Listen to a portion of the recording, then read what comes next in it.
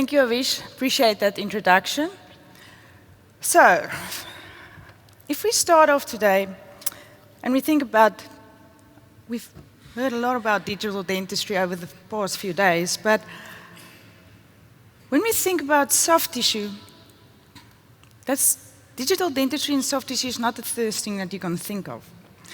Due to my profession and my field of interest, as you heard now, is periodontics, I decided to explore this a bit further. So, in doing so, I'm going to present to you a case today and see how you can incorporate the digital into this.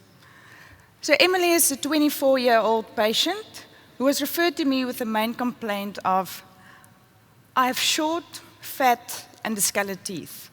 So, the fat word here is quite strange to say, but she said her sister mocked her over the years, saying she has fat teeth. So then what we sometimes do is immediately move intraoral. Evaluating the case, you can see there's a flat scallop of the gingiva. She's got thick keratinized tissue. You can see I'm perio, so I immediately look at the soft tissue part.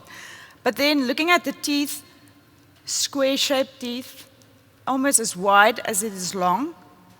And all of this together tells us this is a thick phenotype. There's also asymmetry of the gingival line. But this is the biggest mistake we can make. You first have to take a step back. We can't start intraoral. You first have to evaluate the facial profiles of the patient.